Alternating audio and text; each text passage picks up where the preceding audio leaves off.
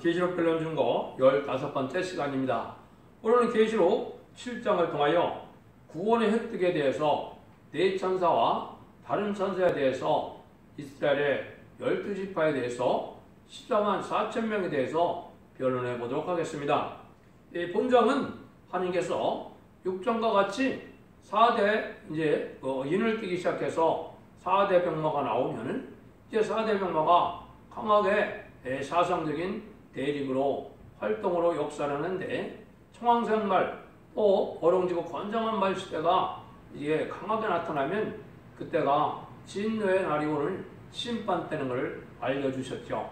심판 때에 이제 어떻게 해야 남은 종이 되고 남은 백성이 되느냐 그걸 구체적으로 알려준 것이 계시록 7장이라고 볼 수 있습니다. 그렇게 보면 아주 중요한 곳이 되겠고 중요한 비밀이 될 것입니다. 왜냐하면 심판의 환란장이 올 때는 인간의 힘과로는 살아날 수가 없는 그런 환란 재앙이거든요. 그때 이제 영광을 누릴 14만 4천 명의 입맞은 변화성도가 되는 방법과 또 능히 쉴 수 없는 물에 새 시대의 백성이 되어서 환란과 재앙의 날에도 이 예비처 보호처에서 양육받아서 새 시대의 백성이 될 사람들을 알려줬으니까 이것이 구원의 목록이고 구원의 획득인 것입니다. 그래서 심판의 환란장이 올 때 이제는 살아남는 방법은 딱 두 가지밖에 없는 겁니다. 첫 번째는 14만 4천 명의 입맞는 방법. 이거는 죽지 않고 이제는 변화성도가 돼서 휴거되고 들림받을 종들을 뜻했죠. 그 다음에는 이제 예비죄 보호와 양육을 받을 종들, 백성들을 뜻했는데요. 이런 자들이 이제 새 시대를 이루어서 1년 동안 행복되어서 천년 왕국을 이룰 것을 말씀한 것이죠. 그것이 역사적으로 어떻게 이루어질 것이냐 이걸 구체적으로 보도록 하겠습니다. 1절입니다. 이일 후에 내가 네 천사가 땅 목동에 선 것을 보니 땅의 사방에 바람을 붙잡아 바람으로 하여금 땅이나 바다나 각종 나무에 불지 못하게 하더라. 이일 후에 내가 네 천사라 그랬죠. 그래서 이렇게 이제 하나님의 인의 역사가 진행돼서 이제 진노 날이 와갖고 이제는 이제 많은 자들이 멸망을 당할 때 그런 일들이 이루어질 때 네 천사가 나타나서 이때 네 천사가 해야 될 일이 바로 뭐냐? 땅 끝에 선 것을 봤는데 땅에 사방에 바람을 붙잡아서 이제 바람으로 땅이나 바다나 각종나 불지 못하게 한다 이렇게 얘기했죠. 이제 먼저 네 천사가 무언가를 먼저 알아야 되겠죠.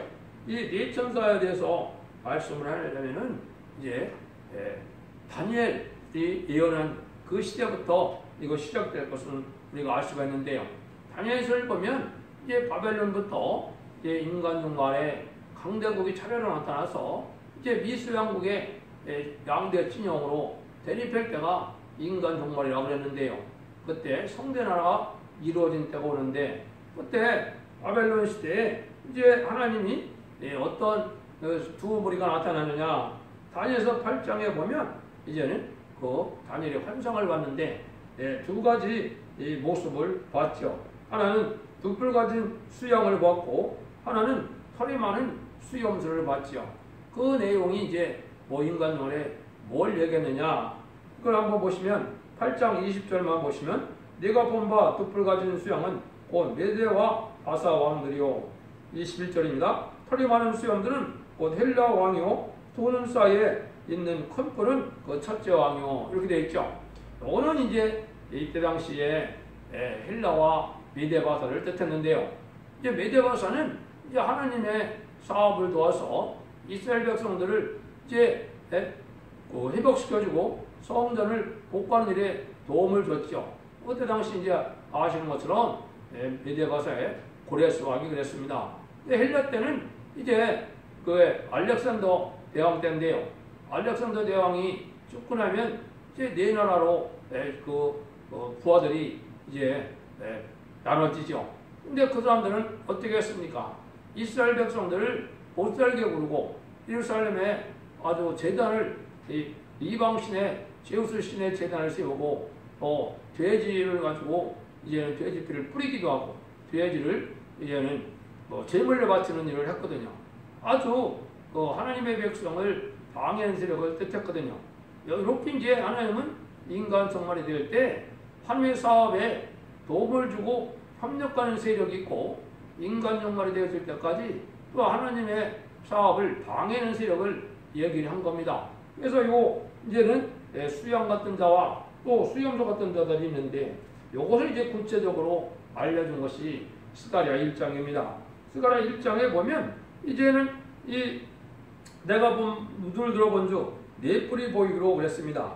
이 네 뿔을 물어보니까 이에 대하여 내게 말하는 천사가 묻되 이들이 무엇이니까 내게 대답하되 이들은 유다와 예루살렘과 그리고 유다 예루살렘을 해친 뿔이니라 그랬죠. 그것이 이제 네 천사는 이제 다니엘 7장에 보면 마지막에 4대 강국이 나올 것을 얘기를 했는데요. 이 4대 강국을 뜻했거든요. 그게 바로 수염수몰입니다. 그래서 4대 강국이 이제 인간 정말에는 미용불수가 되죠. 미용불수가 되는데 이 자들은 왜 유다 예루살렘을 해친 뿔이 되느냐? 그 중에 하나는 소련이니까 당연히 기독교를 발달시키고 무신론을 주장하는 세력이니까 그렇지만은 그럼 미국, 영국, 불란서도 그러냐? 그것은 기독교가 일부는 번성을 하고 있지만은 또 일부는 헬레니즘 문화로 아주 타락한 문화를 발상시키고 있거든요. 음란부패, 사치 타락한 이런 세력이 됐고 이 자들이 이제는 이 인간 정말에 해야 될 일이 있는데 이 해야 될 일이 계시록 7장 1절에서는 바로 뭐라 그랬습니까? 바람집을 붙잡는 역사를 한다. 요거는 바람은 성경에 예레미야나 여러 군데 보면 이게 환난재앙을 뜻했습니다. 환난재앙이 오는데 환난재앙을 못 일어나게 하는 일이라고 그랬죠? 요걸 이제 그 다음에 이제 설명이 되죠. 요걸 먼저 설명드리기 전에 그래서 여기 이제 네 뿔은 이렇게 그 나라로 네 강대국으로 하는데 유다와 예루살렘을 해치는 뿔이다. 근데 요때 이제 하느님이 또 뭘 등장시킵니까? 20절에 이제 때에 여기서 공경대명을 내게 보이시므로 내가 그러되 그들이 무엇으로 왔나이까? 하며 대답하여 가라사대 그 뿔들이 유다를 해쳐서 사람으로 등의 머리를 들지 못하게 하며 이 공경들이 와서 그것을 들게 하고 이 전뿔들을 들어 유다 땅을 해친 열국의 뿔을 떨어뜨리려 하느니라 하시더라. 요건 또 네 공작, 이제 네 목수라 이렇게 볼 수 있는데요. 이제 네 목수는 영어 성경에는 카펜터스라고 되어 있으니까 목수가 맞겠죠. 그는 왕국 건설하는 말세의 설명자가 나타나는데 유다와 예루살렘을 해친 그 네 뿔을 이제는 떨어뜨리다 멸망시키려는 이러한 무리다 이거거든요. 이걸 인간 정말의 말세의 사명자를 뜻한 겁니다. 그래서 계시록 이제 7장에서는 그거를 네 천사와 다른 천사로 말씀을 한 겁니다. 제가 다니엘서 7장을 결론할 때 이 네 나라에 대해서 자세히 설명을 드렸습니다. 그래서 다니엘 7장에 보면 그때 당시에 한 나라는 뭘 가지고 나타났습니까? 사자와 같은데 독수리 같은 날개를 가진 나라를 했죠. 이게 그때 당시에는 바벨론 왕이 이제 느부갓네살 왕이 바로 사자 같은 자인데요. 가장 강대국이죠. 근데 이게 인간 용어에는 바로 뭐냐? 미국을 뜻한 겁니다. 독수리 같은 날개는 바로 뭘 뜻하느냐? 서든한 제공권을 가지고 있는 나라다 이 말이죠. 그 스텔스기 같은 걸 보면 얼마나 이 첨단 그런 정보를 수집하는 이 비행기가 미국엔 참 다양하게 여러 종류가 있죠. 이것이 제공권을 가진 가장 강한 나라. 사자와 독수리는 가장 짐승에서 으뜸이고 또 날짐승에서 으뜸이고 그렇죠. 그래서 이제 미국을 뜻했다고 그랬습니다. 두 번째로는 곰과 같은 입을 새 갈빗대를 물고 나왔다는데 이것은 그때 당시에는 메데바사를 뜻했죠. 새 갈빗대는 이 메데바사가 이제 어떻게 됐어요? 그 나라들이 바벨론과 이제 리비아와 애국까지 다 먹어서 속국을 삼았거든요. 이런 일을 했거든요. 근데 이 곰과 같은 나라가 인간족 말에는 어느 나라를 했나요? 이것은 영국을 뜻했습니다. 영국은 많은 나라들을 다 연방국으로 식민지를 삼았죠. 그때 세 갈빗대에 해당되는 세 나라가 있었죠. 인도와 캐나다와 호주. 얼마나 큰 나라들입니까? 영국보다도 몇 배나 더 큰 나라들을 다 식민지를 삼았거든요. 영국이 인간 영혼의 4대 감옥에 들어갈 것을 보여준 것이죠. 그 다음에 표범 같은 날개가 새 날개를 가진 나라가 있는데 표범은 아주 강하고 화려한 나라죠. 이게 프랑스를 뜻한 것이죠. 어떤 면에서는 좀 가증하기도 한 나라의 모습이 되는데요. 여기 그때 당시는 헬라인데 헬라 제국의 알렉산더 대왕을 뜻한 겁니다. 그래서 알렉산더 때 이제는 아까 말씀드린 알렉산더 후에는 이제 네 나라로 나눠져서 많은 분쟁을 일으켰는데 그런 거나 마찬가지로 이 표범 같은 나라는 프랑스인데 아주 이 나라가 좀 강대한 면이 있고 또 뭘 사상이 좀 작용화된 그런 사람들도 많죠. 또 우상을 많이 섬기는 사람들도 많고 또 성적으로 아주 타락한 그런 나라죠. 이런 나라의 모습이 이게 바로 표범과 같은 프랑스를 뜻했다. 또 그때 당시에 무섭고 놀라운 차리를 가진 나라는 그때 당시는 물론 로마라고 볼 수 있었던 거죠. 로마라고 볼 수 있었는데 로마가 이제 얼마나 강한 나라가 됐습니까? 강한 나라라서 네로와 같은 폭군이 나왔는데 그것은 인간 영만에 아주 강한 나라가 가서 네로와 같은 폭군, 이 적그리스도의 세력이 나올 것을 뜻했거든요. 오늘 그래서 소련을 뜻했다 이 말입니다. 이 소련에 대해서 그렇게 이제는 마지막에 강한 나라가 돼서 나중에는 위성국가까지 거느리는 그런 나라가 되고 그 소련의 또 사명은 뭡니까? 계시록 8장에 가면 넷째 천세까지부터 나팔 불 때까지 전 세계를 공산화시키는 나라다 이렇게 볼 수가 있죠. 이 나라가 이제는 나라들이 각 나무나 불지 못하게 한다는데 이 불지 못하게 하는 것은 정한 때까지 불지 못하게 한다는 말씀을 하셨죠. 그게 이제 2절 3절에 나오죠. 또 봄에 다른 천사가 하나님의 하나님의 인을 가지고 해돋는 하는 놈들로부터 올라와서 땅과 바다를 별권들을 얻은 네 천들을 향하여 큰 소리로 외쳐가로되 우리가 우리 하나님의 종들이 임하여 인치까지 땅이나 바다 나오나 해하지 말라 그랬죠. 그래서 하나님의 인을 가진 다른 천사, 요거는 이제 아까 했듯이 네 공장이고 수양이고 하나님의 일을 사명을 감당할 세력들을 얘기했죠. 이게 말세의 사명들을 뜻한 것입니다. 14만 4천 명의 변호성들을 뜻했는데요. 근데 이 네 하나님을 가지고 올라올 때 해력별 권세들을 향하여 큰 소리 외친다고 그랬죠. 그래서 언제까지 땅이나 바다나 나무나 해야지 말라 하냐 인치기까지를 했죠. 인치는 역사는 33년 만에 37개월에 이제는 10만 4천 명의 변호성들을 일으키는 기간이거든요. 이 일이 일어나기 전까지는 3차 세계대전이 일어나지 않는다 이 말입니다. 그것은 계시록 9장 14절 15절에 보면 그때 바람집을 놓는 날이 정해져 있거든요. 연월시거든요. 이게 이제 앞으로 수년 후에 있게 됩니다. 이때 전 세계 3분의 1이 이제는 죽는 역사가 있다고 계시록 9장 14절 15절에 그랬죠. 이거는 이제 아까 말씀드린 것처럼 말세의 사명대로 나타나서 인치는 역사를 해야 이런 일이 이루어질 것을 말씀한 것이다 이 말입니다. 이마에 인치는 역사가 있어야 된다 이 말이죠. 그게 이제 인에 대한 것이 참으로 가장 중요하고 어떻게 보면 가장 아주 비밀스러운 내용일 수가 있습니다. 요 인은 인간적으로 보면 뭐 도장이다 이렇게 볼 수가 있죠. 그래서 여러분들도 가장 믿는 사람에게는 내가 인간 도장을 준다 이 말이죠. 이것도 마찬가지예요. 하나님께서 이제 인정할 종에게는 인의 권세를 준다 이 말인데 이것이 아까 2장 23절에 보면 세상을 두지법을 시인권을 행할 때 하나님의 수법별로 인을 삼을다 그랬거든요. 인을 삼을 종이 인간 영혼에 나온다 이 말이거든요.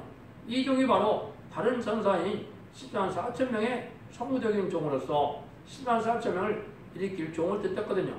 근데 이는 이게 무슨 뜻이냐? 소유의 뜻이 있고 또 인정한다는 뜻이 있고 권세의 뜻도 있고 이제 이런 하나님이 그들에게 권량들을 줘서 내 대신 이제 하나님의 일을 하라 이 얘기거든요. 그건 인간 영혼에 말세의 사명을 일으켜서 세상을 심판하여 왕국 건설을 일으키라는 이러한 사명을 준 종을 뜻한 거죠. 사명의 이제 권세 능력을 받을 종을 뜻했거든요. 근데 예수님도 보면 이 세상에 오셔서 자기도 하나님의 인신자라 그랬거든요.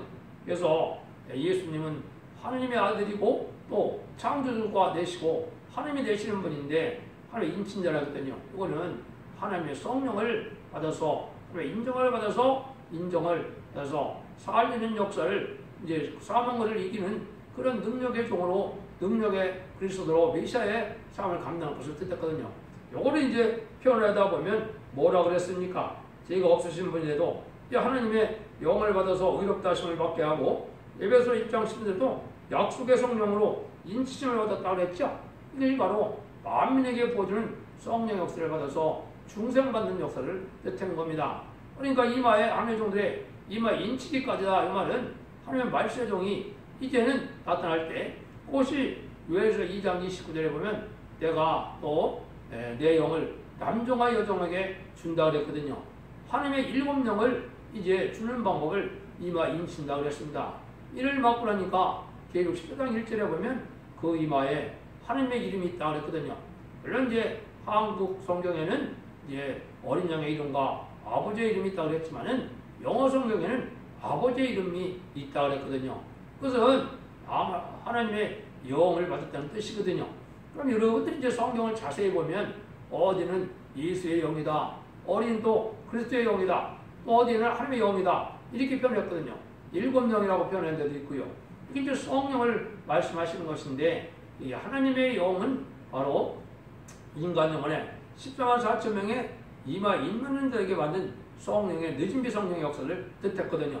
이른 비성령의 역사는 이제는 중생받는 그런 일이 돼서 이방인들이 하나님의 자녀가 되는 그런 권세를 받는 것이고, 이제 하나님의 영을 받고 있는 것은, 하나님의 인을 받는 것은 이제 변화성도가 되어서 말세의 사명자가 돼서 백마탄 군대가 되는 것을 뜻했거든요. 그 일들이 있는 것이 이제 2절 3절에 보면 이 동방 역사, 해 뜨는 데로부터, 이거는 한국을 했거든요. 동방 땅끝에 해 뜨는 나라에서 인의 권세를 가진 종들이 나와서 인치는 역사가 진행될 걸 말씀하는데, 이것이 이제 37개월 동안인데, 이제 3세대 교전이 일어나기 전에, 이게 14만 4천 명이 37개월 동안 차게 되면 5개월 황충연한 때 이 종들이 계시록 11장 6절처럼 이제 재앙으로 땅을 치는 권세로 이제는 공산당 지역에 택한 백성들을 구원하고 나면은 이제 하나님이 어떤 일이 벌어집니까? 이제 들림을 받게 되고, 이렇게 3세대가 일어나고 3세대에서는 마귀의 세력인 공산당 세력이 이기게 되거든요. 그래서 후 3년 만에 666의 짐승의 표를 받는 기간이 되고, 그것이 차고 나면 이제는 아마겟돈 전쟁, 또 대접태양, 재앙으로 해서 멸망이 오고, 그게 심판이 끝나므로 이런 거 회복되는 그 역사를 말씀하신 건데요. 그런 일이 있을 것을 말씀하신 겁니다. 그래서 이제 하나님의 인을 치는 역사가 속히 이제 일어날 때가 왔는데요. 여기 이제 날짜와 시간을 알 수 없지만 아주 가깝다 이 말입니다.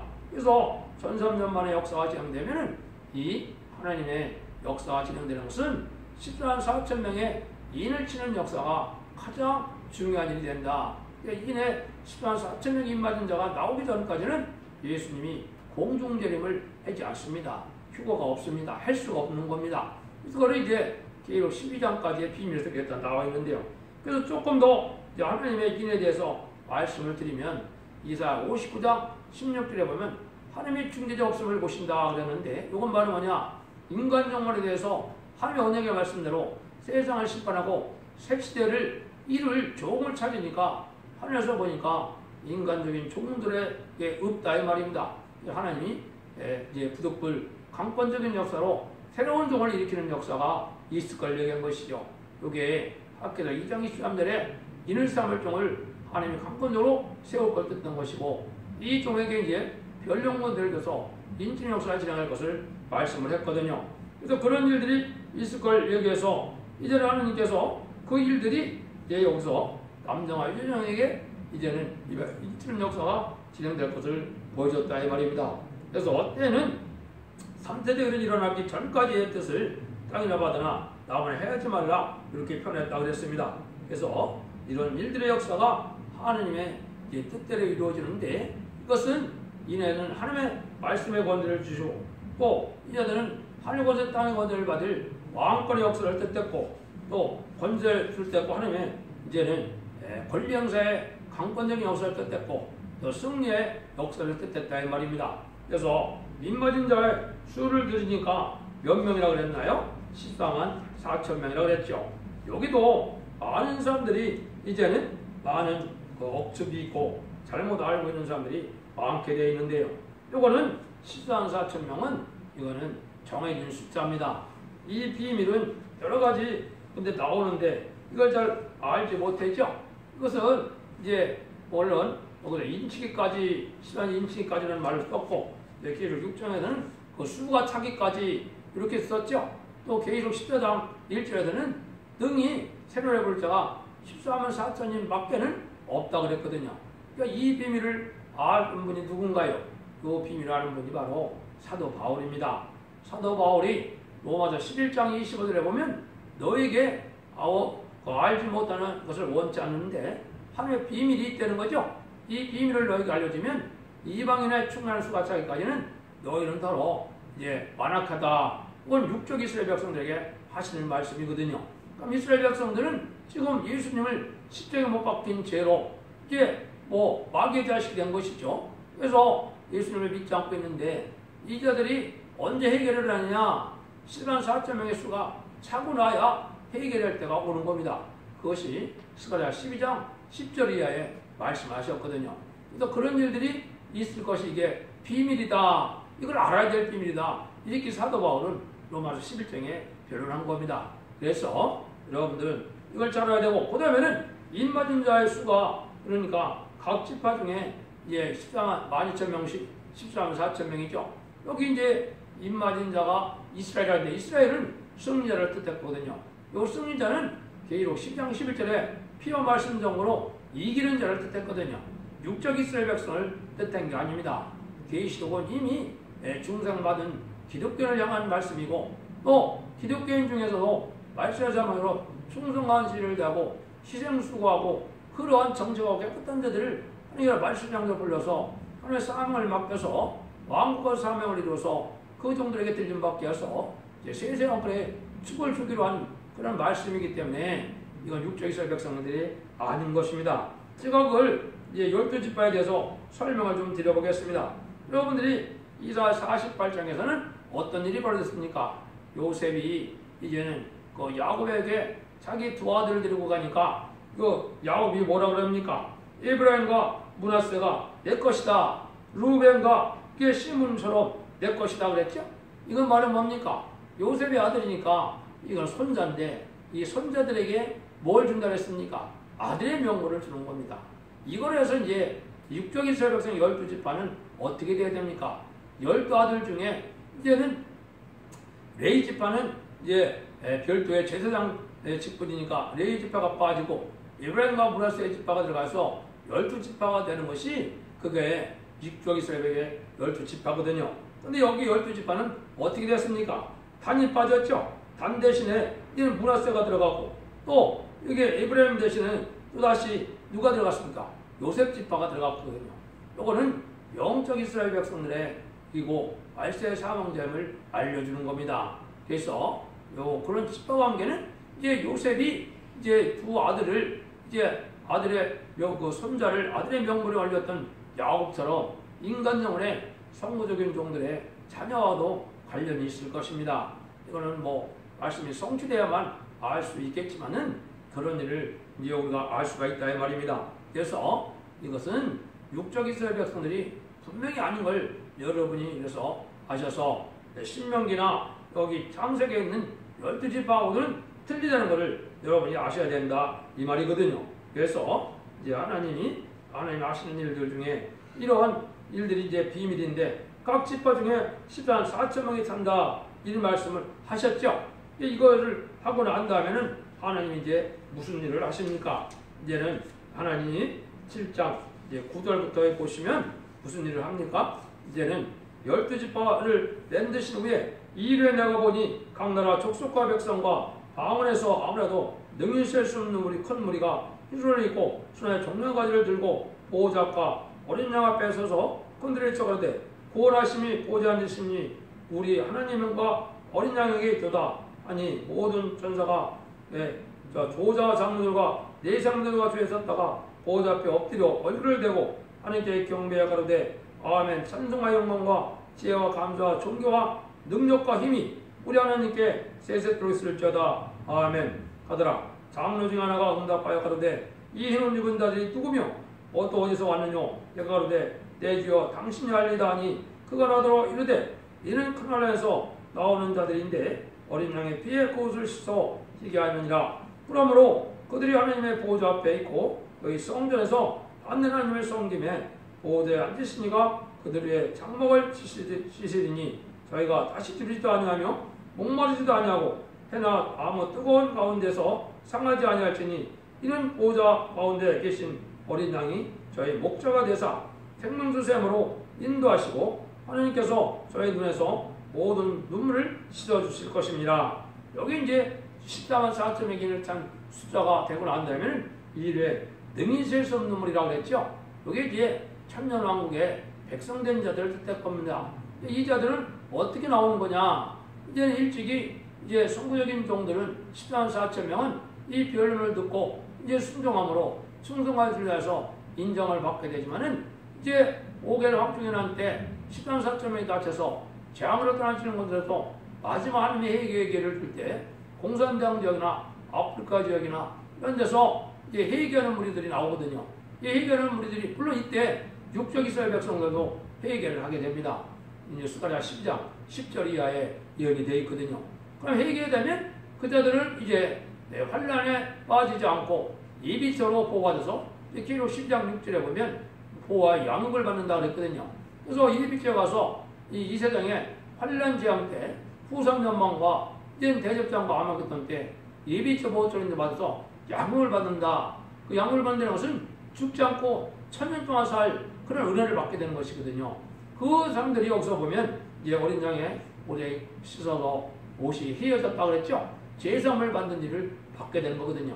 지금은 영원권 시대이기 때문에 회개하면은 자범죄만 해결받는 것이지만은 이제 인체는 역사가 진행되는 것은 이때부터는 원죄와 자범죄를 다 해결받는 때가 오는 겁니다. 그래서 죽지 않고 세세가고 죽지 않고 변화성천하는 변화성천만 되는 이런 역사가 이 동방 역사고 세일의 역사고 그렇거든요.